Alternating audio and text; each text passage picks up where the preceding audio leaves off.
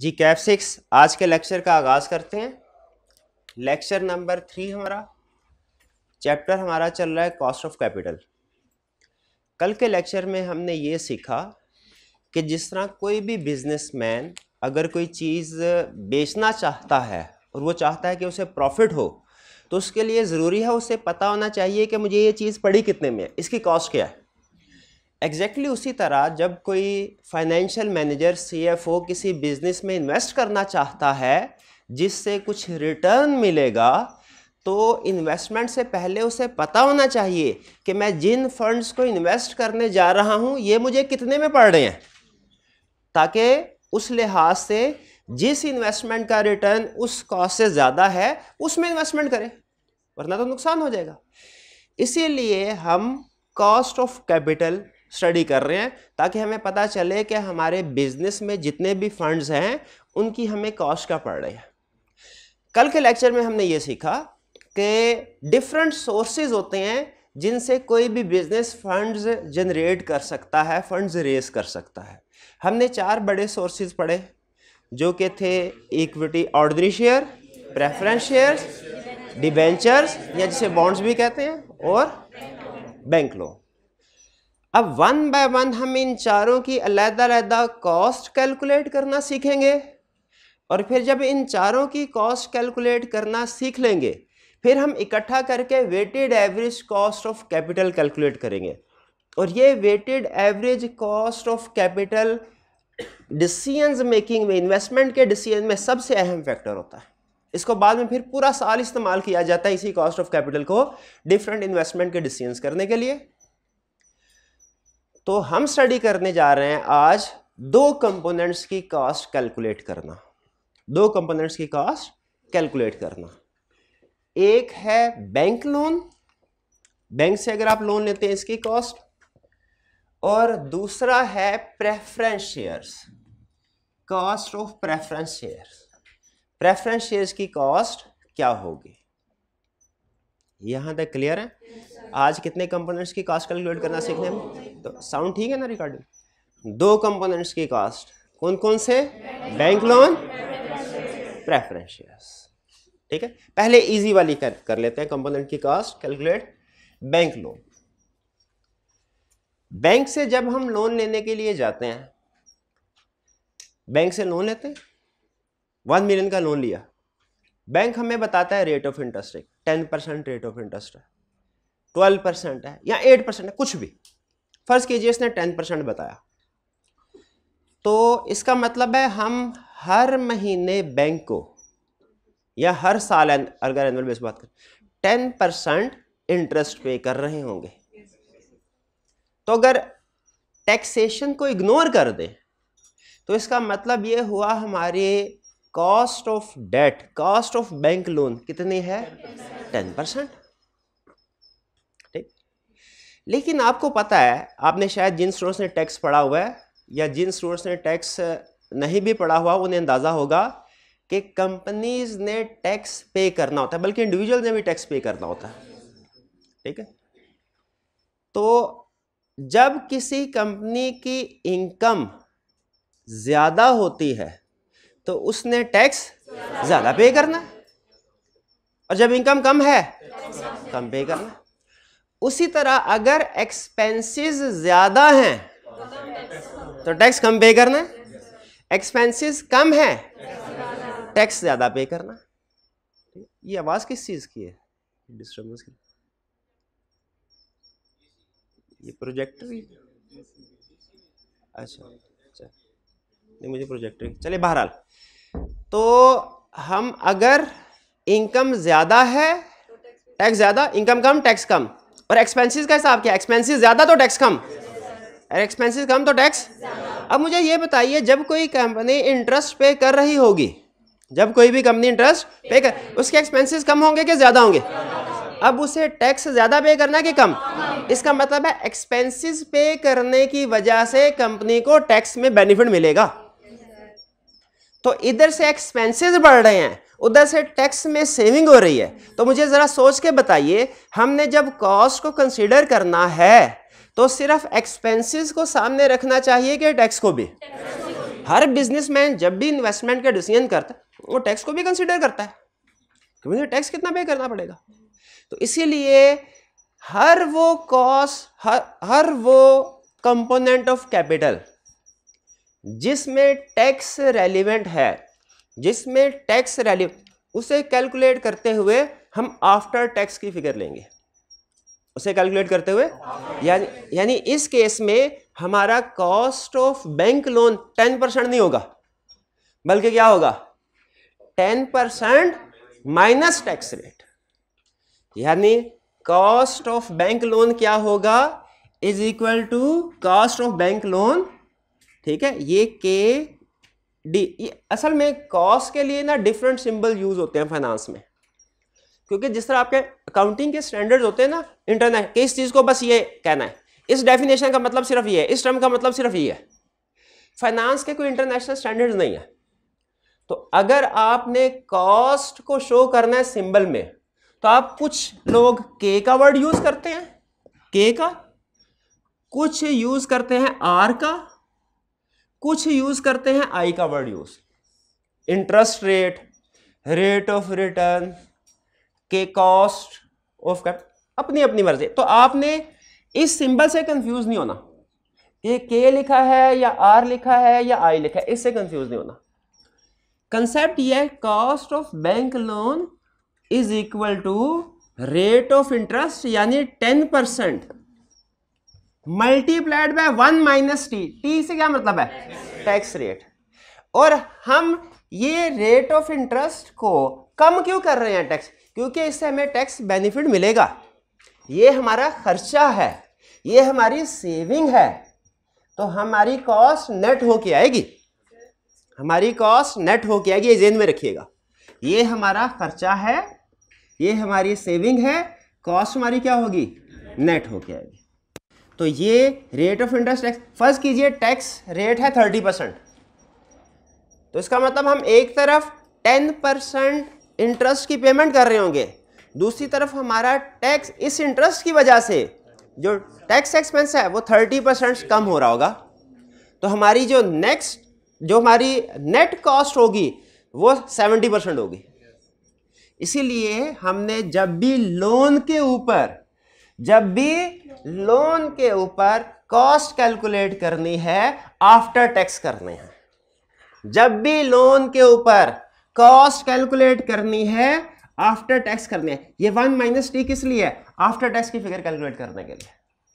अगर tax rate 30% है तो ये क्या होगा 1 माइनस 0.3, 0.7 इंटू 10% कितना हो जाएगा 7%। क्लियर हुआ ये कैसे कैलकुलेट करना है, ये समझ आए। चलिए अब हम इसके एक दो क्वेश्चंस प्रैक्टिस करते हैं। कैलकुलेटर अपने सामने रखिए, ठीक है, कैलकुलेटर अपने सामने रखिए जी, जरा पॉज कीजिएगा जी। अब हम कुछ क्वेश्चंस की तरफ चलते हैं, क्वेश्चन प्रैक्टिस करते हैं। एक दो स्टूडेंट ने क्वेश्चन पूछे हैं, मैं ये प्रैक्टिस के बाद आपके क्वेश्चन को आंसर करता हूं। कैलकुलेटर आपके पास होना चाहिए, सिर्फ समझना नहीं है, आपने कैलकुलेशन करनी है। क्योंकि याद रखें सम टाइम ऐसा होता है डिफरेंट कैलकुलेटर्स पे जो आप कीज पंच करते हैं ना, तो रिजल्ट सम टाइम डिफरेंट आता है। आपने कोई एक्सपीरियंस किया होगा क्यूएम में, ठीक है, वो एक खास तरतीब से, बाज़ कुछ फंक्शन ऐसे होते हैं कि खास तरतीब से आपने उसको प्रेस करना होता है। तो आपके कैलकुलेटर पे आंसर आना जरूरी है जो हम डिस्कस कर रहे होंगे। अच्छा, ये क्वेश्चंस जो आपको माइंड मैप दिया गया इसमें भी है, ठीक है। क्वेश्चन नंबर 1 है जो हम प्रैक्टिस करने जा रहे हैं। कह रहा है calculate the after tax cost of debt. मुझे बताइए जब डेट की कॉस्ट कैलकुलेट करेंगे, ये तो अंडरस्टूड होता है कि आफ्टर टैक्स ही कैलकुलेट करनी है, ठीक है, ये तो अंडरस्टूड है, लेकिन उसने खुद से भी बता दिया, अच्छी बात है। Under each of the following conditions, पहली condition interest rate 13%, tax rate 0%, तो आफ्टर टैक्स क्या आएगी कॉस्ट ऑफ डेट 13%। फिर इंटरेस्ट रेट 13%, टैक्स रेट 20% है। अब कैलकुलेट, आपके कैलकुलेटर पे आंसर आना चाहिए, आंसर आना चाहिए, और आंसर को मैच कीजिए सॉल्यूशन के साथ। क्या है, अब ये देखिए मैंने क्या किया 13, अब मैं थोड़ी सी कैलकुलेशन ना अपने माइंड में भी कर लेता हूँ। 13 20% है तो उसका मतलब है नेट ऑफ टैक्स आएगा 80%, 13 का 80%। अब मैं बजाय 80 डिवाइडेड बाय 100 करने के 0.8 कर रहा हूं अपने कैलकुलेटर पे। 13 मल्टीप्लाइड बाय 0.8 मेरे पास आ गया 10.4%। ऐसा ही है। आप चाहे तो उसे कंप्लीट फार्मूला के कर सकते हैं, चाहे तो आप क्विक कैलकुलेशन भी कर सकते हैं। 10.4% आ गया सेकंड में। थर्ड में interest rate of 13%, tax rate of 35%।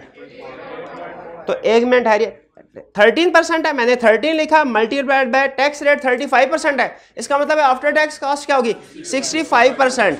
तो मैंने बजाय मल्टीप्लाइड बाय 65 डिवाइडेड बाय 100 करूं, मैंने थोड़ी सी क्विक कैलकुलेशन की, मल्टीप्लाइड बाय 0.65 कर लिया। जैसे आप कन्वीनियंट है आपने वैसे कैलकुलेशन करनी है, 65 बाय 100 भी कर सकते हैं। मेरे पास आंसर है 8.45%। यही आंसर है आपका भी। चलिए, इसका मतलब है हम इस काबिल हो गए कि कॉस्ट ऑफ डेट कैलकुलेट कर लें। अब एक एग्जांपल आई कैप के स्टडी टेक्स्ट में भी है, जरा वो भी कैलकुलेट करते हैं। अब वो आपने कैलकुलेट करके मुझे बतानी है आंसर क्या है, ठीक है। और देखते हैं कौन स्टूडेंट सबसे पहले जवाब देता है। Question 2, a company takes out a bank loan, the bank charges interest at the rate of 10%, 7%। Clear, कोई प्रॉब्लम तो नहीं है इसमें। चलिए, ये थे हमारी कॉस्ट ऑफ डेट। अब आगे चलते हैं। नेक्स्ट हम क्वेश्चन करने जा रहे हैं,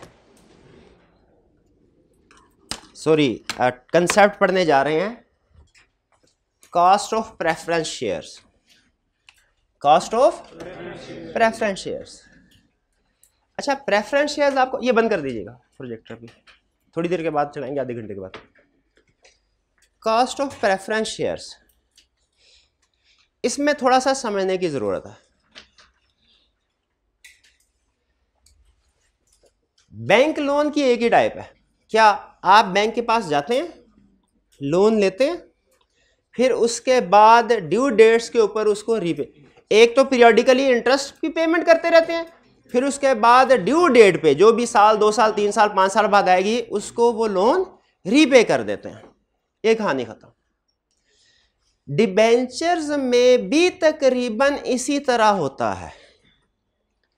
आपने डिबेंचर्स इशू किए जनरल पब्लिक को, जिस तरह शेयर इशू किए जाते हैं, जनरल पब्लिक से पैसे लिए, डिबेंचर्स के ऊपर लिखा होता है कि 10% पर एनम के लिहाज से आपको इंटरेस्ट पे किया जाएगा हर साल, और 5 साल के बाद जो डिबेंचर्स की पूरी अमाउंट है जो वो आपको रीपे कर दी जाएगी, डिबेंचर वापस लेके कैंसिल कर दिया जाएगा। अगर आप थोड़ा सा सोचें तो इस ट्रांजैक्शन की नेचर ऐसी ही है जैसी कि बैंक लोन की है। उसमें भी इसी तरह होता है ना, स्टार्ट में पैसे लिए, एवरी ईयर इंटरेस्ट पे किया, एंड पे जाके प्रिंसिपल पे कर दिया। बैंक लोन में भी ऐसा ही है, प्रेफरेंस शेयर में भी ऐसा ही है, ठीक। लेकिन प्रेफरेंस शेयर 2 रीजन की वजह से डिफरेंट है बैंक लोन से। एक तो ये कि बैंक लोन हमेशा रिडीमेबल होता है, यानी आपने हमेशा पैसे वापस करने ही करने हैं, जबकि preference shares some time redeemable होता है, सम टाइम रिडीमेबल नहीं होता। बैंक लोन हमेशा रिडीमेबल होता है, प्रेफरेंस शेयर्स हो सकता है रिडीमेबल हो सकता है रिडीमेबल ना हो, इरिडीमेबल हो, ठीक है। इसका मतलब है हमारी जो कॉस्ट की कैलकुलेशन है वो 2 हिस्सों में डिवाइड हो गई।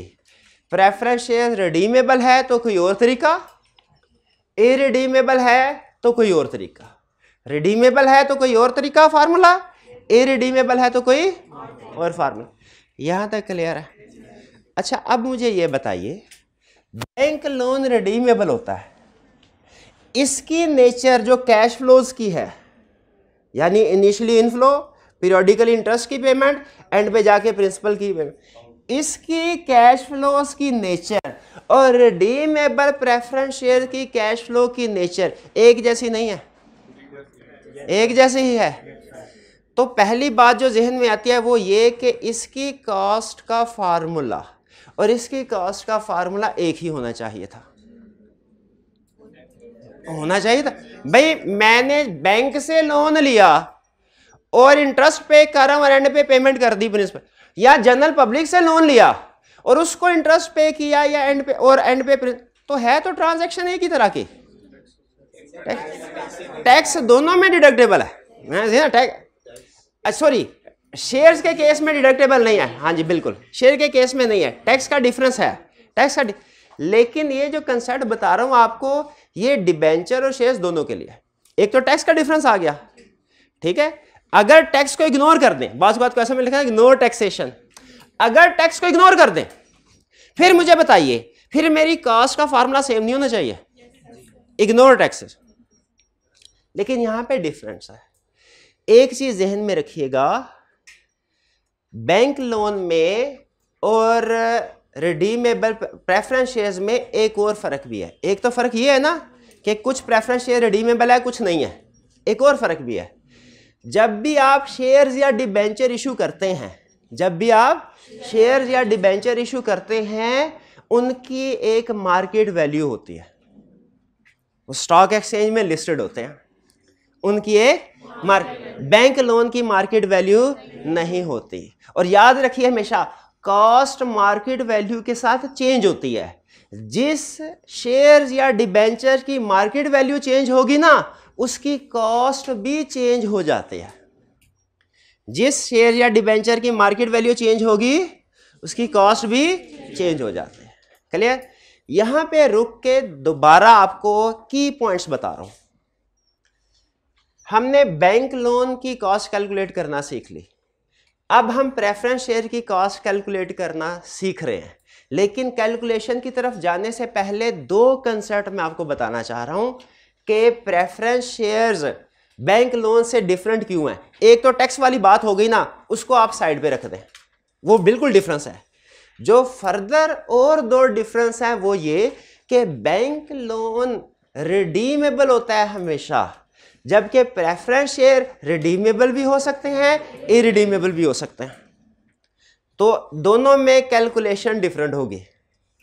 दूसरा फर्क जो बैंक लोन और प्रेफरेंस शेयर में है वो ये कि बैंक लोन्स की मार्केट नहीं होती, जबकि शेयर्स और डिबेंचर्स की मार्केट होती है, उनकी मार्केट वैल्यू होती है। और जब भी मार्केट वैल्यू चेंज हो याद रखें शेयर्स या डिबेंचर की कॉस्ट भी चेंज होती। इसीलिए हम आपको सारी डिस्कशन के बाद किस पॉइंट पर लाना चाह रहा था कि हालांकि नेचर डिबेंचर्स की हो, फॉर एग्जांपल डिबेंचर की एग्जांपल लें या शेयर्स की एग्जांपल लें, तो कैश फ्लो की नेचर हो सकता है एक जैसी हो, लेकिन याद रखें फार्मूला ये यूज नहीं हो रहा उधर।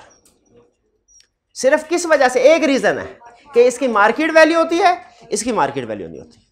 वरना मैं आपको यही, अगर इसकी भी प्रेफरेंस शेयर की मार्केट वैल्यू ना होती तो मैं यही फार्मूला यूज करवा रहा होता था यहाँ पे।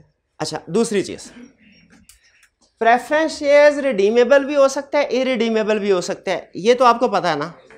रिडीमेबल का मतलब आपने 2 साल 4 साल 8 साल 10 साल के बाद पैसे दे देने, रीपे कर देना लोन। रिडीमेबल का मतलब रीपेबल, इरिडीमेबल का मतलब जो कभी रीपेबल नहीं है। अगर प्रेफरेंस शेयर की दोनों टाइप्स हैं तो दोनों की कॉस्ट का फार्मूला भी डिफरेंट होना चाहिए। एग्री करते हैं? इरिडीमेबल प्रेफरेंस शेयर की कॉस्ट का फार्मूला यानी जिसने कभी भी रिडीम नहीं होना, रिटर्न नहीं होना, हमेशा के लिए चलेगा, उसका फार्मूला है कॉस्ट, यानी कॉस्ट ऑफ प्रेफरेंस शेयर। के का मतलब कॉस्ट, पीएस का मतलब छोटा सा करके लिखा प्रेफरेंस शेयर। कॉस्ट आप सिंपल भी लिख सकते हैं कॉस्ट ऑफ प्रेफरेंस शेयर, वो भी आपको बताया एब्रीविएशन से फर्क नहीं पड़ता फाइनेंस में, इसकी स्टैंडर्डाइजेशन नहीं है। Cost of preference share is equal to D for dividend of preference share divided by P for price of preference shares. इसकी कॉस्ट क्या है?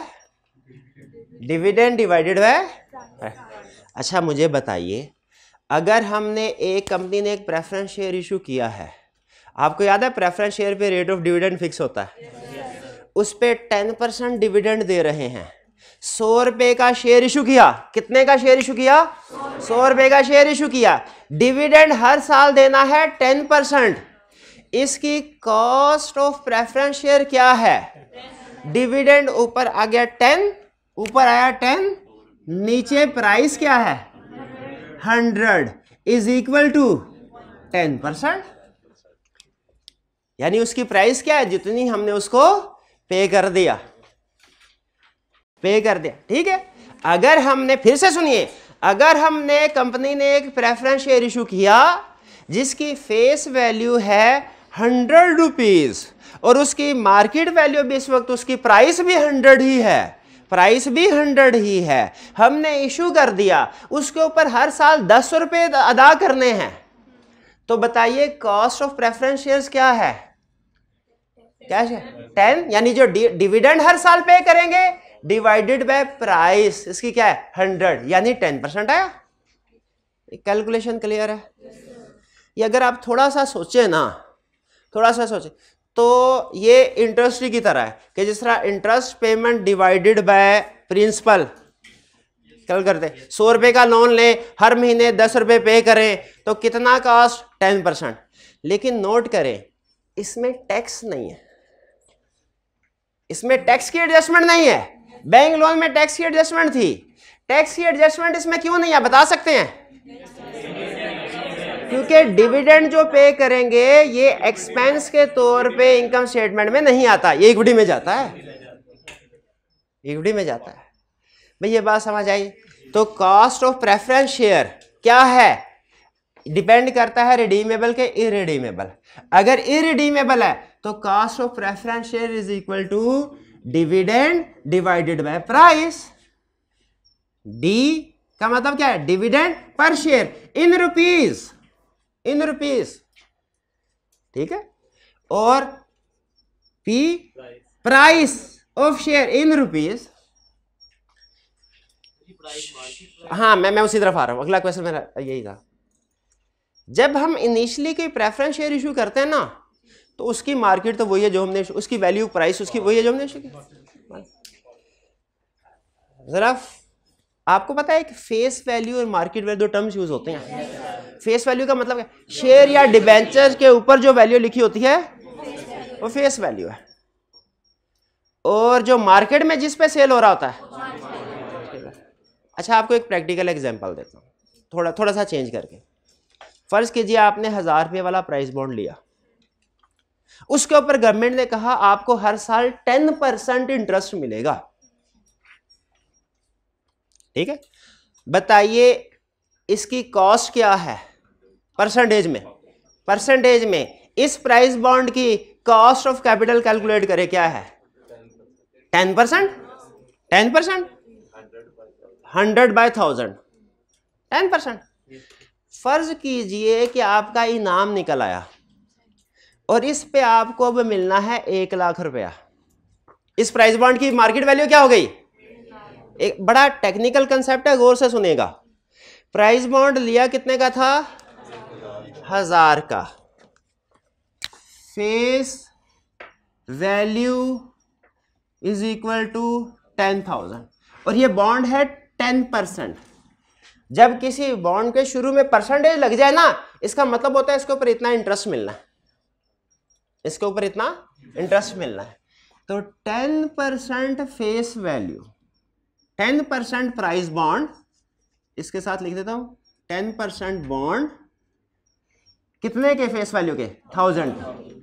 इसके ऊपर जो आपको इंटरेस्ट मिलना है कितना? 100।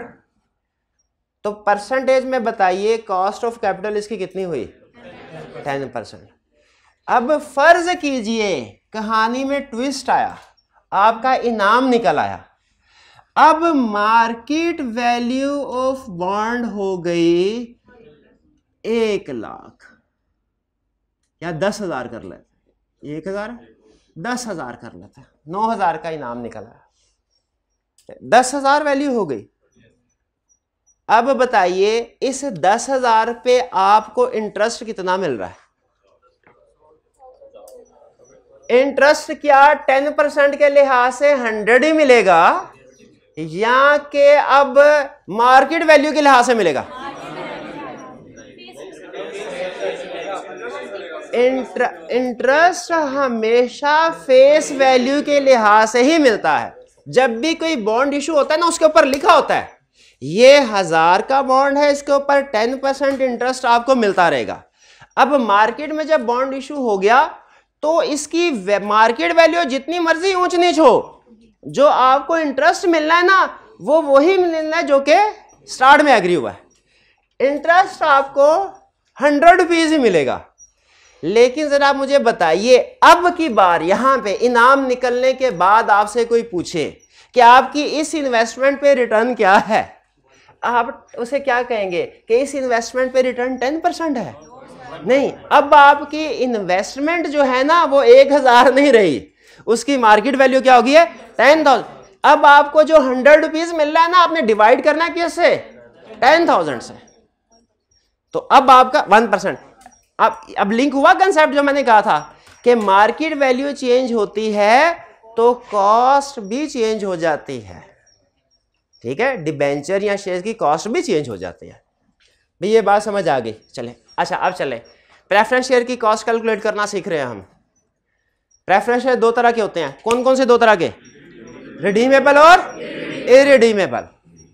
रिडीमेबल प्रेफरेंस शेयर्स का फॉर्मूला क्या है कि dividend divided by price. Clear? अब चलते हैं रिडीमेबल प्रेफरेंस शेयर की तरफ। रिडीमेबल प्रेफरेंस शेयर्स,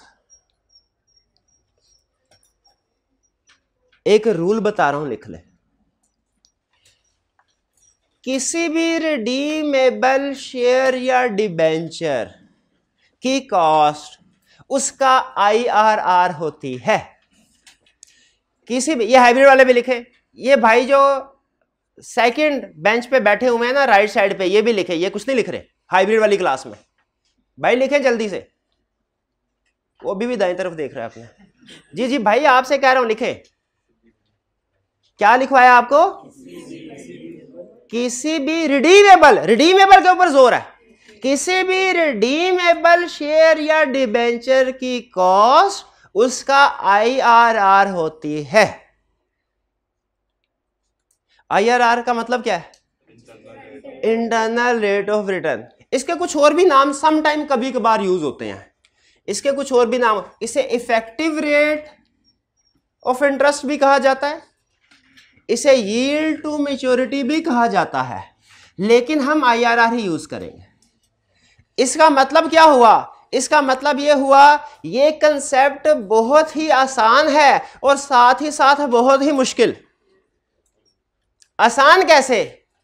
अगर आपको IRR की कैलकुलेशन आती है, आसान कि रिडीमेबल प्रेफरेंस शेयर की कॉस्ट क्या है, IRR। रिडीमेबल, अच्छा अब मैंने समझाया नहीं है लेकिन आपसे पूछ रहा हूं, रिडीमेबल डिबेंचर्स की कॉस्ट क्या है, IRR। रिडीमेबल प्रेफरेंस शेयर की कॉस्ट क्या है, IRR, internal rate of return. ये तो है बहुत आसान। बहुत मुश्किल कैसे बन जाएगा ये कंसेप्ट अगर हमें IRR कैलकुलेट करना नहीं आती। भाई जो चीज आती ही नहीं है वो मुश्किल ही होगी ना। आती, तकरीबन हर स्टूडेंट ने IRR की कैलकुलेशन सीखी जरूर होगी, लेकिन बहुत से स्टूडेंट्स को भूल गई होगी। ठीक है, तो मुझे बताइए मुझे क्या करना चाहिए? मुझे क्या ये कैलकुलेशन सिखानी चाहिए? नहीं, ये दोबारा सिखाऊं आपको? हाँ चलिए ठीक है, बिल्कुल ठीक है। और मैं एज्यूम करूंगा कि आपने इससे पहले नहीं सीखी हुई, ठीक है, ताकि जिस स्टूडेंट ने सीखी हुई है उसको बेनिफिट हो जाए। ठीक है, और जिसको भूल गई बिल्कुल जीरो हो गया वो, उसको कम से कम नुकसान कोई ना, वो भी समझ लें। लेकिन मेन कंसेप्ट याद रखिए एक चीज, न्यूमेरिकल सब्जेक्ट्स, ये मेरा अपना ओपिनियन है, न्यूमेरिकल सब्जेक्ट्स में कैलकुलेशंस इतनी अहम नहीं होती जितना के कंसेप्ट और मेथोडोलॉजी होती है। मेथोडोलॉजी कह ले या फॉर्मेट कह ले, क्वेश्चन को किस तरीके से सॉल्व करना। ठीक है, तो कंसेप्ट क्या है? किसी भी रिडीमेबल शेयर या डिबेंचर की कॉस्ट क्या है, उसकी IRR। अब सारी कहानी किसके ऊपर आ गई? IRR कैसे कैलकुलेट करने हैं सर जी? IRR कैसे कैलकुलेट करने हैं? IRR कैसे कैलकुलेट करने हैं? अब सुनिए, एक होता है टेक्नोलॉजी का एफिशिएंट यूज, एक होता है टेक्नोलॉजी का नो यूज। आपने छोटे होते इस तरह की कैलकुलेशन की, सवाल किए होंगे 2 1 3 5 मल्टीप्लाइड बाय 4 3 करो जिसको। आपने जितना टाइम इस तरह के कैलकुलेशन को सॉल्व करने पे लगाया सारा जाया किया, जिंदगी का सारा वक्त। आपको ये पता है? नहीं, किसी ने बताया नहीं होगा। क्यों जाया किया भाई? कैलकुलेटर इसीलिए ईजाद हुआ है भाई, जब हमने ये कैलकुलेशन मैनुअली करनी है तो कैलकुलेटर को आग लगा दें। ओके, होना तो ये चाहिए कि जो पहली क्लास का बच्चा है ना उसी को कैलकुलेटर उसके हाथ में दे, भाई कैलकुलेशन कर। हम कहते हैं नहीं नहीं ऐसे कराते हैं, उसका दिमाग तेज होगा, वो दिमाग उस अजाब हो जाता है उसके लिए। अब सुन लें, IRR की कैलकुलेशन कंप्यूटर्स में बिल्ट इन फार्मूलाज हैं। आप डाटा देते हैं 2 सेकंड के, कल मैंने कैलकुलेशंस की हैं, 2 सेकंड के अंदर IRR की कैलकुलेशन हो जाती है, ठीक है। लेकिन आपको कैलकुलेशन ऐसे उस तरीके से नहीं, आपकी जिंदगी आसान नहीं करनी, आपको करवाया जाएगा मैनुअली काम। यानी कैलकुलेटर, कंप्यूटर इस्तेमाल नहीं कर सकते, कैलकुलेटर कर सकते हैं। तो ये जहन में रखिएगा, IRR की कैलकुलेशन अब आपको सिखाई जा रही है एक तो। लेकिन प्रैक्टिकली कभी भी आप इस तरीके से नहीं कर रहे होंगे। प्रैक्टिकली आपके सामने कंप्यूटर होगा, आपने उधर कैश फ्लोज डालनी है, फार्मूला लिखना है, IRR सामने होगी। ये मैं भी आपको सिखा भी दूंगा कंप्यूटर के जरिए से भी, 2 मिनट लगेंगे अभी नहीं, लेकिन फिर आगे किसी लेक्चर में। अब हम क्या सीखने लगे? Calculation of IRR through calculator. इसे कहते हैं ट्रायल एंड एरर मेथड। अच्छा, आप में से किसी स्टूडेंट ने IRR याद है? किसी स्टूडेंट को हाथ उठाइए, कितने स्टूडेंट को याद?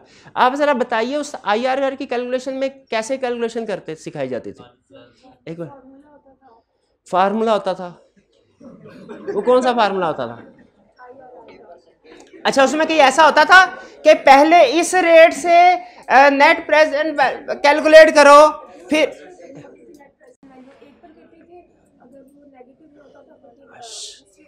ठीक है, मैं समझ गया।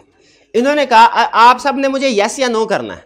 इन्होंने कहा सर हमने IRR के कैलकुलेशन सीखी, कैसे सीखी है? पहले हम अंदाजा लगाते थे कि इन रेट इतना होगा 10% फॉर एग्जांपल, उसके लिहाज से हम नेट प्रेजेंट वैल्यू कैलकुलेट करते थे। फिर हम एक हाई रेट होता था, एक लो रेट होता था, एक दूसरा रेट लेते थे। वो कोई भी हो सकता है, किसी का दिल किया 12 कर लिया, किसी का दिल किया किसी ने 15 कर लिया, किसी का दिल किया किसी ने 8 कर लिया, किसी का दिल किया किसी ने 5 कर लिया। कोई दूसरा रेट होता था, उसकी बेस पे भी नेट प्रेजेंट वैल्यू कैलकुलेट करते थे। फिर एक फार्मूला होता था, ठीक है, फिर एक फार्मूला होता था, उसकी मदद से हम अप्रोक्सीमेट कर लेते थे कि IRR इस प्रोजेक्ट की ये होगी। अच्छा, मुझे बताइए कितने स्टूडेंट ने इस तरीके से IRR सीखी है और कितने स्टूडेंट ने किसी और तरीके से सीखी हुई है? अच्छा, वैसे और कोई तरीका नहीं है मेरे ख्याल, और तरीका वही है जो कंप्यूटर वाला है, ठीक है। आप मुझे वैसे क्लास के, ये मजाक नहीं कर रहा, मजाक ना समझिएगा, मैं सीरियसली, क्योंकि कोई भी नई चीज़ हो सीखने में कोई हर्ज नहीं है। क्या ऐसा हो सकता है कि कोई ऐसी चीज़ हो जो आपको पता हो मुझे पता नहीं है? हो सकता है, बहुत सी चीज़ें ऐसी होती हैं। व्हाट्सएप की बहुत सी ऑप्शन मुझे आप स्टूडेंट्स ने बताई, मुझे नहीं पता है।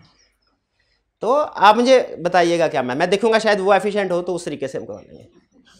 लेकिन ज़्यादातर स्टूडेंट्स ने बहरहाल इसी तरीके से कैलकुलेशन। तो हम IRR की कैलकुलेशन सीखने जा रहे हैं थ्रू कैलकुलेटर। इसमें क्या, अब स्टेप सुनिएगा, क्योंकि मैंने आपको बताया मेथोडोलॉजी अहम होती है। कैलकुलेशन बेतहाशा हम कर लेंगे, कैलकुलेशन मुझे टेंशन नहीं है, वो मैं 50 क्वेश्चन दूंगा, 50 भी कर लेंगे। मेथोडोलॉजी और कंसेप्ट बिल्ड करवाना मेरा काम है, वो करवा रहा हूं। IRR बताइए हम कर क्या रहे थे? रिडीमेबल प्रेफरेंस शेयर की कॉस्ट कैलकुलेट कर रहे थे। किसी भी रिडीमेबल शेयर या डिबेंचर की कॉस्ट क्या है? उसका। अब IRR की कैलकुलेशन कर रहे हैं थ्रू कैलकुलेटर। IRR की कैलकुलेशन कैसे होगी? सबसे पहले एस्टीमेट करना है, एल मतलब लो रेट, कोई सा भी लो रेट अपने जहन में ले आए। ये कोई भी हो सकता है, 5% भी ले सकते हैं, 5% भी ले सकते हैं। नॉर्मली 5 या 15 ये ले सकते हैं, या कुछ लोग 10 लेते हैं, फिर उस लिहाज से देखते हैं कि आंसर क्या आया, अप या डाउन कर लेते हैं। हम कोई रेट ऑफ इंटरेस्ट जैसे 8%, 8% के लिहाज से जो भी उसने जो कैश फ्लोज दिए हुए हैं, आपने उसकी नेट प्रेजेंट वैल्यू कैलकुलेट कर ली। ठीक है, जो फर्ज कीजिए आई 8638, आपने लोअर रेट कोई अंदाजा लगाया, उसकी एनपीवी कैलकुलेट कर ली, फिर हायर रेट लिया, कोई भी अंदाजा लगाया जैसे 12%, और उसकी एनपीवी कैलकुलेट कर ली। यहां तक साथ है। अच्छा, अब ये जहन में रखिए, हम कोशिश करते हैं एक पॉजिटिव और एक नेगेटिव है।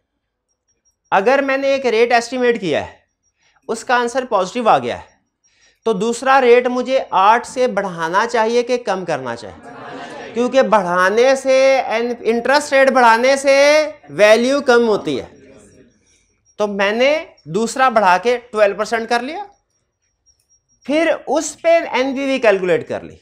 अब मेरे पास चार चीजें आ गई, lower rate, lower NPV, sorry lower rate, NPV at lower rate, higher rate, NPV at higher rate. Lower rate को मैं कह रहा हूं एल, हायर रेट को कह रहा हूं H, NPV at lower rate को कह रहा हूं एन, एनपीवी एट एल, और हायर रेट की एनपीवी को कह रहा हूं एनपीवी एट हायर रेट। अब आपने जो फार्मूला यूज करना है ना आईआरआर कैलकुलेट करने के लिए, वो ये असल में होता है अप्रोक्सीमेशन के लिए, अप्रोक्सीमेशन के लिए। इसमें आप लोअर रेट को पहले लिखते हैं और फिर जो भी डिफरेंस होता है उसको एडजस्ट करते हैं। इस फार्मूले को आपने याद कर लेना है, लेकिन कंसेप्ट समझना भी है। इस फार्मूले से हम क्या कर रहे हैं, हमें यह पता है कि जो हमारा आईआरआर है ना वो लोअर रेट से ज्यादा है और हायर रेट से कम है, क्योंकि वो जीरो भी आता है ना। लोअर रेट से ज्यादा है, हायर रेट से कम है। तो ये हमारा फार्मूला हुआ। पहले हमने लिखना है लोअर रेट जो कि क्या है 8%, जमा NP net present value at lower rate, वो क्या है 8000। ये मैं 7 फिगर्स भी लिख रहा हूं ताकि कैलकुलेशन आपको क्लियर हो जाए। Lower rate 8%, NPV at lower rate कितना है 8638, ठीक है। और इसके साथ क्या है डिवाइडेड दूसरी तरह कर लेते हैं, 86 divided by lower rate minus higher rate. NPV at lower rate कितना है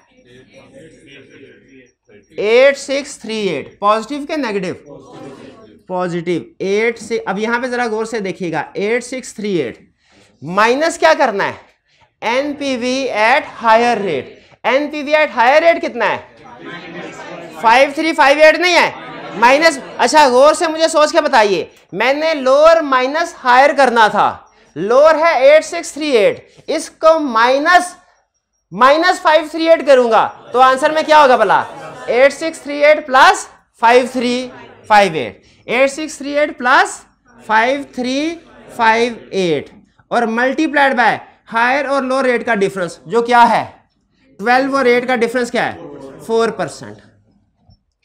ये बताइए कैलकुलेशन समझ आई।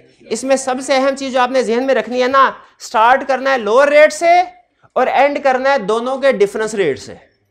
लोअर रेट क्या है 8% और दोनों का डिफरेंशियल रेट क्या है 4%। बाकी ये है एनपीवी एट लोअर रेट ऊपर और नीचे डिफरेंस। इसको एक दफा अपने हाथ से निकालें, इसको कैलकुलेटर पे ये आंसर आना चाहिए जो कि 10.47%। ये हाइब्रिड वाले भी स्टूडेंट करें। ये बेसिकली आईआरआर, ये कुछ याद आ रहा है, इसी तरीके से आईआरआर की कैलकुलेशन होती थी ना। हाँ जी, शाबाश शाबाश, कीजिए।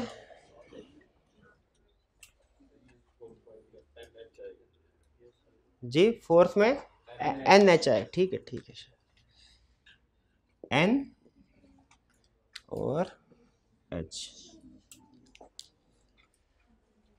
अब देखिए क्या सीखा हमने सीखा प्रेफरेंस शेयर की कॉस्ट कैलकुलेट करना। अगर इरिडीमेबल है उसका फार्मूला सिंपल, रिडीमेबल है IRR। अब सारी कहानी आईआरआर के ऊपर टिकी है। आईआरआर कैलकुलेट करना सीख रहे हैं हम, उसके लिए हम क्या करते हैं, कैलकुलेटर से आईआरआर कैलकुलेट करते हैं।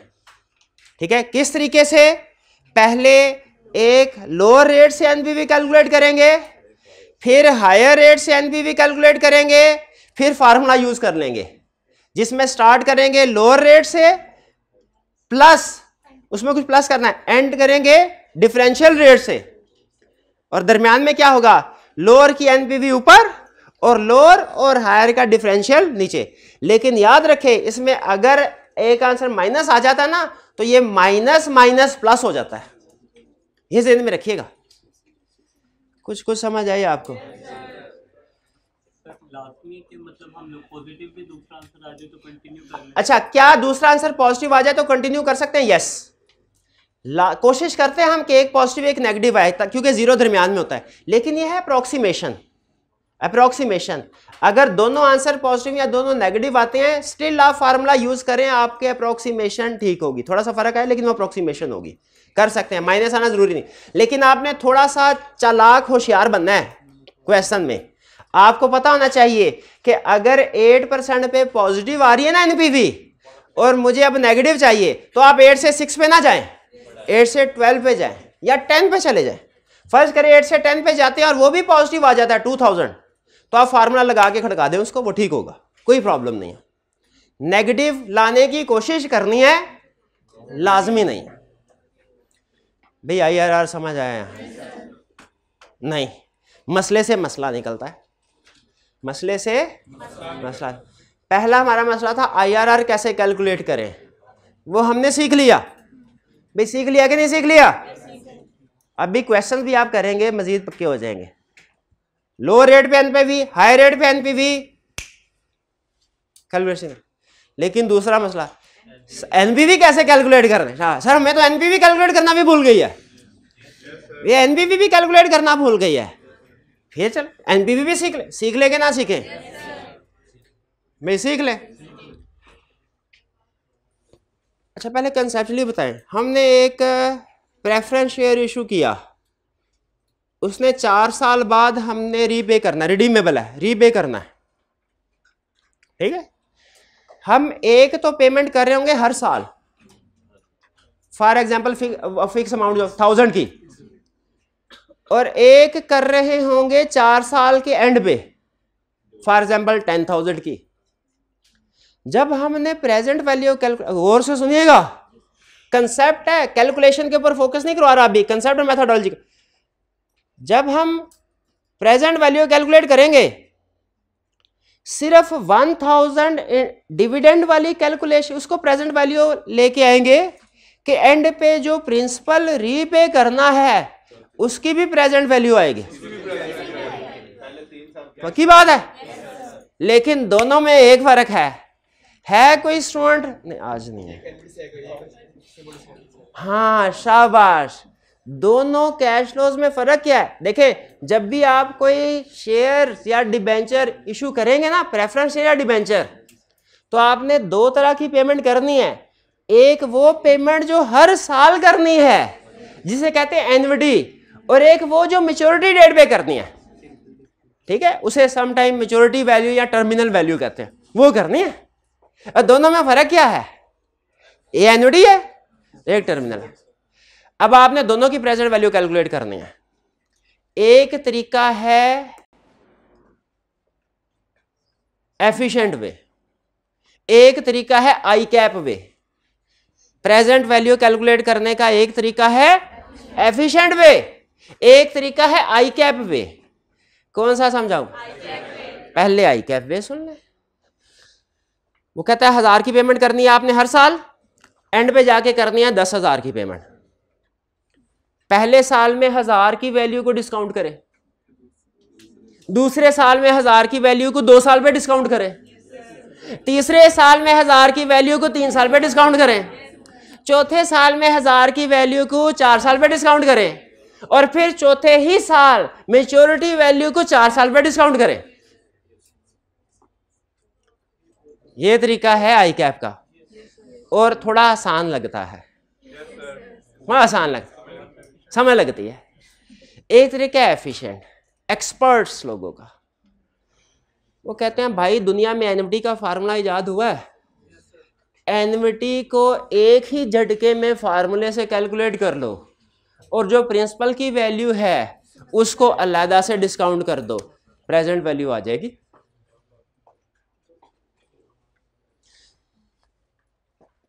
तो नेट प्रेजेंट वैल्यू क्या होती है?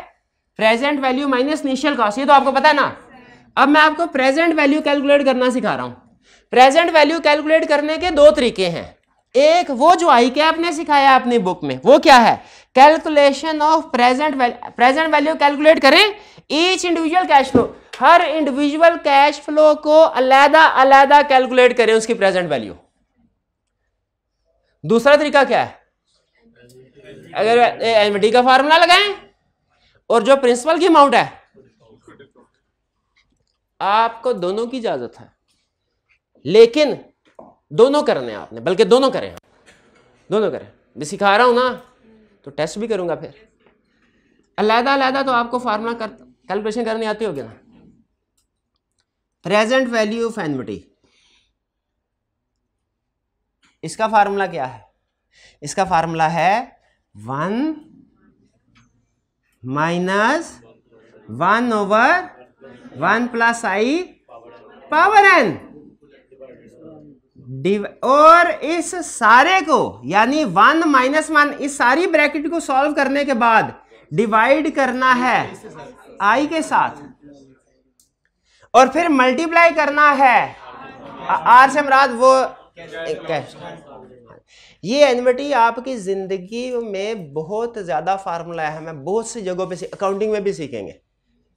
लीज का टॉपिक नहीं पढ़ा होगा ना आपने, प्रेजेंट वैल्यू कैलकुलेट बहुत सी जगहों पे आता है, ठीक है। फाइनेंशियल इंस्ट्रूमेंट के स्टैंडर्ड है, बहुत ये फार्मूला बहुत इस्तेमाल होने वाला है आपकी जिंदगियों में, ये ज़हन में रखिएगा। ये पढ़ा हुआ पहले फार्मूला आपने 2 दिन पहले पढ़ा? अच्छा FR1 में, ठीक है ठीक। और जो एंड पे मैच्योरिटी वैल्यू है उसका फार्मूला सिंपल, क्या? Maturity value divided by 1 plus I power है। ये इसमें आर क्या चीज है? Instalment periodically. आई क्या चीज है? इंटरेस्ट डिस्काउंट रेट, जो हमने एस्टिमेट किया होगा। प्रेजेंट वैल्यू कैलकुलेट कर रहे हैं ना। और फिर उसके बाद एन क्या चीज है? नंबर ऑफ ईयर्स, पेमेंट, ठीक है, जितने साल में पेमेंट हुई, और बाकी आई इंटरेस्ट रेट। भाई कुछ समझ आई? अब ये देखिए मसला शुरू कहां से हुआ था? रिडीमेबल प्रेफरेंस शेयर से। रिडीमेबल प्रेफरेंस शेयर की कॉस्ट क्या है? उसका IRR। IRR कैसे कैलकुलेट करें? पहले एक डिस्काउंट रेट ले लें, उस पर एनपीवी कैलकुलेट करें, फिर दूसरा डिस्काउंट ले, उस पर एनपीवी कैलकुलेट करें, फिर फार्मूला लगाएं। लेकिन इसमें मसले से मसला क्या? एनपीवी कैसे कैलकुलेट करें? अब एनपीवी कैसे कैलकुलेट? एनपीवी ऐसे कैलकुलेट करें, चाहे तो हर कैश फ्लो को अलग-अलग डिस्काउंट कर ले, चाहे तो एनवीडी का फार्मूला लगाएं। एनवीडी का फार्मूला है जो एडवांस स्टूडेंट्स हैं, और अलग-अलग जो जरा भी स्टार्टर है। अब आपकी अपनी मर्जी है, ठीक है। अब जरा हम इसकी कुछ प्रैक्टिस कर लें, जो कुछ सीखा आज इतना ही सिखाना था कंसेप्चुअली, लेकिन अब जाहिर है थोड़ी प्रैक्टिस भी करें ताकि घर जाके आपको जो क्वेश्चन दिए आप उनको अटेम्प्ट कर सकें। अच्छा, अभी प्रैक्टिस मैं करवा रहा हूं ICAP की बुक से क्वेश्चन निकाल के, ठीक है, उसकी बुक से। लेकिन फर्दर भी कुछ प्रैक्टिस आपके साथ शेयर की जाएगी।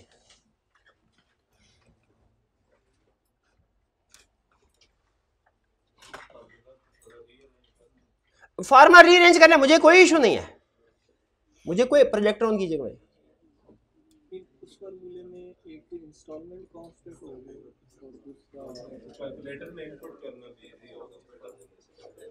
देखें इस फार्मूले को आपने, मैं पता है क्या, मेरा एक कैलकुलेटर था, उसमें जब मैं 1 minus 1/1 plus I power n करके डिवाइडेड बाय आई करता था ना, वो इसको रीड कैसे करता था? वो इस फिगर को डिवाइडेड बाय आई कर लेता था, वो ब्रैकेट वाले काम नहीं करता था। तो मेरा दूसरा कैलकुलेटर उस पर ठीक। तो मैं अब क्या करता हूं, आपने अपनी कैलकुलेशन अपने कैलकुलेटर पे चेक कर लेनी किस तरह आती है। अहम चीज क्या है, ये सारी ब्रैकेट वाली कैलकुलेशन करने के बाद आपने आई से डिवाइड करना है। अगर आपका कैलकुलेटर इसको एक ही झटके में कैलकुलेट नहीं कर पा रहा तो फिर आपने इसको स्टेप वाइज कैलकुलेट करना है। पहले इसको कैलकुलेट कर लें, फिर डिवाइड कर लें आई से, फिर उसके बाद मल्टीप्लाई कर लें आर से। ठीक है। अच्छा, अब ये कैलकुलेशन आपके सामने है, ये कैलकुलेशन है आई कैप ने जो अपनी बुक में की हुई है। ठीक, उसने कहा कि जी एक हमने बॉन्ड इशू किया है। देखिए एग्जाम्पल से फर्क नहीं पड़ता, अगर टैक्स को इग्नोर कर देना तो प्रेफरेंस शेयर और बॉन्ड इसकी कैलकुलेशन एक ही हो जाती है टैक्स को। तो यहां पे इंटरेस्ट का वर्ड आया, इससे आपने कंफ्यूज नहीं होना। Ignore taxation, ignore taxation. आपने, अब मैं इंटरेस्ट के बजाय वर्ड डिविडेंड बोलूंगा। आपने एक प्रेफरेंस शेयर इशू किया, वो था 100 रुपीज का। कितने का था? 100। उसके ऊपर हर साल 7% डिविडेंड मिलना है, हर साल 7%, और 4 साल के बाद वो रीपे हो जाएगा। कहानी समझ आए? 4 साल के बाद रीपे हो जाएगा। कैलकुलेट IRR, ठीक है। इसमें आप देखें उसने क्या किया है, हर कैश फ्लो को, ये सिर्फ फॉर्मेट दिखा रहा हूं, आपने कैलकुलेशन नहीं करनी इसके ऊपर। पहले साल का इंटरेस्ट, उसका डिस्काउंट रेट निकाला। ये कैसे, इंटरेस्ट रेट क्या है, डिस्काउंट रेट क्या है, 8.14। 8.14 ये फर्ज कीजिए हमने एस्टिमेट जो किया है वो है। पहले साल 7, इसको किया 1 डिवाइडेड बाय 1.0814, ये फिगर आ गई। यानी पहले साल की कैश फ्लो को लैदा डिस्काउंट किया, दूसरे साल की कैलकुलेशन को लैदा डिस्काउंट किया, तीसरे साल की कैलकुलेशन को लैदा डिस्काउंट किया, चौथे साल की कैलकुलेशन को लैदा डिस्काउंट किया, पांचवें साल की कैलकुलेशन को लैदा कर रहे हैं। कैलकुलेटर अपने सामने रखें। इस डिस्काउंट रेट को, इस रेट को यूज करते हुए कैलकुलेट करें। देखें 7 की प्रेजेंट वैल्यू क्या आती है। ये 1 में जो 7 की पेमेंट की इसकी प्रेजेंट वैल्यू निकालें 8.14 से, क्या आएगी, 7 divided by 1 plus I power N. याद नहीं प्रेजेंट वैल्यू का फार्मूला? ठीक है, क्या आएगा, 7 डिवाइडेड बाय 1 प्लस 0.0814 और उसकी पावर क्या, 1। कैलकुलेशन करे आया 6.47। ठीक है। इसी तरह अगर हम 2 की करते हैं, इसका क्या होगा, 700, ठीक है। अब इसका क्या आएगा, 700 डिवाइडेड बाय 1 प्लस आई क्या है, 0.0814 और इसकी पावर 2। देखिए यही आता, ठीक है जी। ये हो गया बस, ठीक है, चले ठीक है भाई, ठीक है, ये समझ आ गया आपको। इसी तरह 7th, 3rd ईयर में पेमेंट क्या प्रेजेंट वैल्यू होगी, 7 डिवाइडेड बाय 1 प्लस 0.0814 उसकी पावर क्या होगी, 3। देखिए यही फिगर कैलकुलेट करते जाए, साथ साथ मैच करते जाए। 5.5 और 4th की 7/513। ये आ गई कैलकुलेशन। भाई कैलकुलेटर इस्तेमाल नहीं करेंगे समझ नहीं आएगी। और रिडेम्पशन यानी लास्ट वैल्यू 100 रुपीज, इसकी देखें कैलकुलेट करें, 100 डिवाइडेड बाय 1 प्लस आई क्या है, 0.0814। कन्वर्ट कर रहे हैं परसेंटेज को, पावर क्या होगी 4 और क्या वैल्यू आई 73। कर लिया आपने टोटल। ये है अलग अलग कैलकुलेशन कैसे करनी है। अब हम क्या करते हैं, एनवीडी फार्मूला के जरिए से कैलकुलेशन कैसे करने हैं, फार्मूला के जरिए से करें अब। क्या जवाब सेम आता है कि नहीं आता भैया? आगे चलें, इधर आ जाए, इसको मैं इरेज कर रहा हूं, इसको मैं इरेज कर रहा हूं।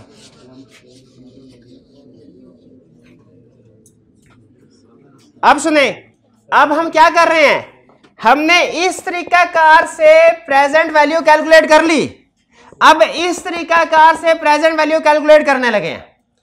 एनवीडी की वैल्यू मुझे बताइए क्या होगी?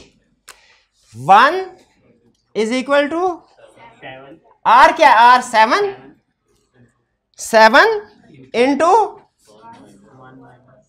1 minus 1 over 1 plus I. 1 plus I क्या होगा?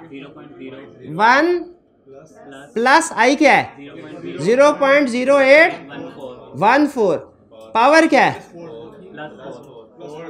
4 n, ठीक है, और divided by 0.814।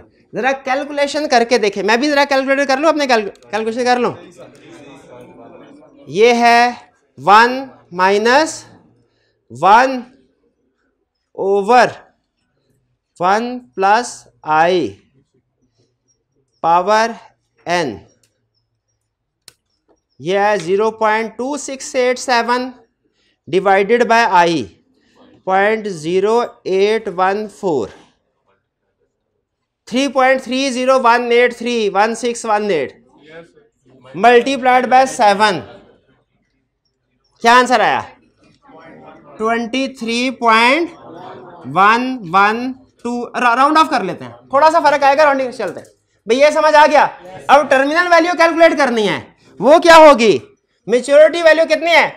100 divided by 1 plus 0.0814 power 4 is equal to 100 divided by 1.0814 power 4 is equal to 73.12। दोनों को ऐड किया राउंड ऑफ करके, 73.12 प्लस 23.11 96.23 तकरीबन, राउंडिंग ऑफ की वजह से थोड़ा सा वही है कि नहीं? क्या इससे ये साबित होता है कि हम प्रेजेंट वैल्यू, साबित क्या हुआ है सारी कैलकुलेशन से? एक ही चीज साबित हुई है कि हम प्रेजेंट वैल्यू कैलकुलेट करने के लिए अलग अलग कैश फ्लोज को भी डिस्काउंट कर सकते हैं, और हम प्रेजेंट वैल्यू कैलकुलेट करने के लिए एनवीडी को भी यूज कर सकते हैं। ठीक है, आपने क्या करना है, आपको 2-3 सवाल दे रहा हूं, अलग भी कैलकुलेट करना है, एनवीडी से भी, दोनों की प्रैक्टिस होनी चाहिए ना। एक देखें, अब आप कह रहे होंगे सर जब ये आता है तो वो करने की क्या जरूरत है? मैं एक अगला टॉपिक भी मेरे जहन में है, मैं इसके साथ साथ वो भी कवर करवा रहा हूं, आपको पता नहीं चल रहा, इसलिए दोनों की प्रैक्टिस करवा रहा हूं। थोड़ा सा शायद आपको ये मुश्किल लगा हो आज का लेक्चर, ठीक है, लेकिन इसमें फ्यूचर का भी कंसेप्ट कवर हो रहा है। क्लियर? तो कंक्लूजन पे आइए, अभी तक हमने क्या सीखा आज के लेक्चर में? क्विक रिवीजन करते हैं। आज के लेक्चर में हमने 2 कंपोनेंट्स की कॉस्ट कैलकुलेट करना सीखी, एक बैंक लोन की, दूसरा प्रेफरेंस शेयर्स की। बैंक लोन की कॉस्ट कैसे कैलकुलेट करते हैं? जो उसका इंटरेस्ट रेट है उसको टैक्स रेट से नेट करके। प्रेफरेंस शेयर्स की कॉस्ट कैसे कैलकुलेट करते हैं? डिपेंड करता है वो इरिडीमेबल है कि रिडीमेबल। इरिडीमेबल है तो डिविडेंड डिवाइडेड बाय प्राइस, और इरिडीमेबल है तो आईआरआर। अब अगला सवाल, आईआरआर कैसे कैलकुलेट होगी? आईआरआर कैलकुलेट होगी, calculate net present value at lower rate, फिर calculate net present value at higher rate, फिर लगा ले फार्मूला जो कि शुरू होगा लोअर रेट से, एंड होगा डिफरेंशियल के रेट से। लेकिन इसमें फिर सर जब लोअर रेट पे एनपीवी कैलकुलेट कर रहे होंगे, जब हायर रेट पे एनपीवी कैलकुलेट करेंगे उसके बाद ही फार्मूला लगेगा ना, लेकिन एनपीवी कैसे कैलकुलेट होगी? एनपीवी कैसे कैलकुलेट होगी? एनपीवी कैलकुलेट होगी फार्मूला से। 2 ऑप्शंस हैं, चाहे तो आप एनपीवी कैलकुलेट कर लें हर कैश फ्लो की लदा आई कैप, या चाहे एनवीडी से। आपको दोनों समझा दिए मैंने कि कोई एक समझाया? दोनों समझा, पक्की बात है। अब आपको जो माइंड मैप मिला है उसमें क्वेश्चंस होंगे तीन क्वेश्चंस है, क्वेश्चंस है ना? हाँ जी। एक है इरिडीमेबल प्रेफरेंस शेयर का, एक है इरिडीमेबल प्रेफरेंस शेयर्स का, एक रीडिंग क्वेश्चन नंबर 4 रीडिंग।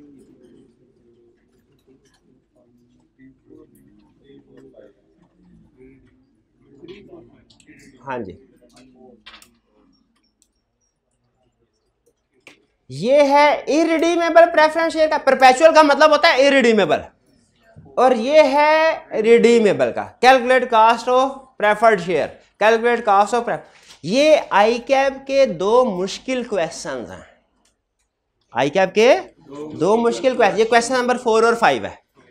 ये आपकी आज की होम असाइनमेंट है, आपने तीनों क्वेश्चन करने हैं, लेकिन क्वेश्चन नंबर 4 और 5 हाइब्रिड वाले भी नोट कर लें भाई, ये ऑनलाइन वाले भी नोट कर लें।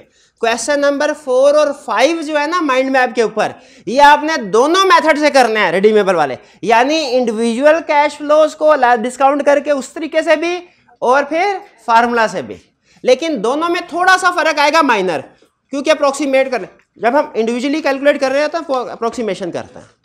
भाई ये बात समझ आई? ये दोनों क्वेश्चन कर लेंगे। चले, आज का दिन इम्तिहान है आपका और मेरा, और कोशिश कीजिएगा कि आप मुझे इसमें कामयाब कर दें। अगर आपने ये दोनों क्वेश्चन दोनों मेथड से कर लिए और आंसर तकरीबन वो आया जो तो इसका मतलब है मैं ये सब्जेक्ट पढ़ा सकता हूं। लेकिन अगर आप ये ना कर पाए, कल मैं आपसे पूछूंगा, तो फिर इसका मतलब ये होगा मैं ये सब्जेक्ट नहीं पढ़ा सकता। तो आज सिर्फ आपका इम्तिहान नहीं है, आज मेरा भी इम्तिहान। तो आप कोशिश करेंगे कि मुझे कामयाब करें? हाथ उठाए कौन कौन कोशिश करें। हाँ, पहली दफा ना समझ आई दूसरी दफा करें, दूसरी दफा ना समझ आई तीसरी दफा करें, ठीक है? मैं आप मेहनत कीजिएगा, घर बैठ के दुआ करूंगा कि आपकी कैलकुलेशन टैली होती जाए, ठीक है जी? आज का लेक्चर यहाँ पे खत्म करते हैं हम। अल्लाह हाफिज।